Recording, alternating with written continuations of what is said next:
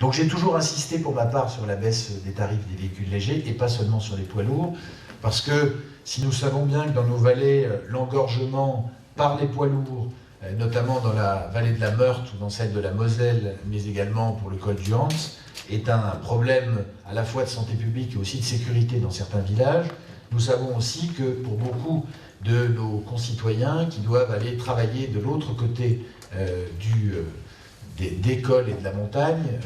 emprunter le tunnel Maurice-Lemaire aujourd'hui était dissuasif au vu de ces tarifs. Et j'ai assez vite, à partir du mois d'août 2015, acquis la certitude qu'un geste serait fait sur les tarifs. Après, je le répète, près d'une dizaine d'interventions répétées. Et donc aujourd'hui, nous avons une annonce qui combine trois choses, avec une baisse des tarifs qui est intervenue le 1er février 2016, qui concerne les poids lourds, donc, dont les tarifs sont passés de 64,70 € au passage à 28 €, donc une baisse de 57%, mais aussi les véhicules légers, dont les tarifs sont passés de 8 € à 6 €, voire, pour certains abonnements, 3,5 €. Ce qui est quand même, pour beaucoup d'entre nous, à la fois une satisfaction écologique et économique.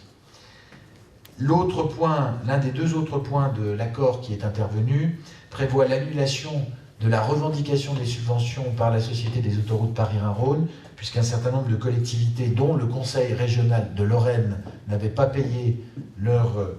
les subventions qu'ils avaient promises aux propriétaires de cet équipement. Et cet accord prévoit également la participation de la Société des autoroutes Paris-Rhin-Rhône, à travers son groupe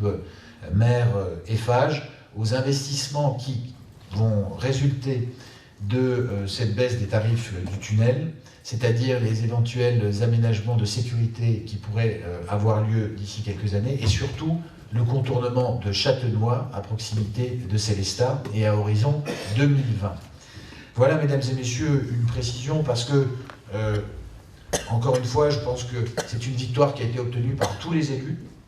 de la montagne vosgienne, pour laquelle tous se sont mobilisés, de gauche comme de droite. J'ai eu l'occasion de le dire de façon absolument permanente dans toutes les interventions que j'ai menées au nom de l'association des élus du Massif vosgien.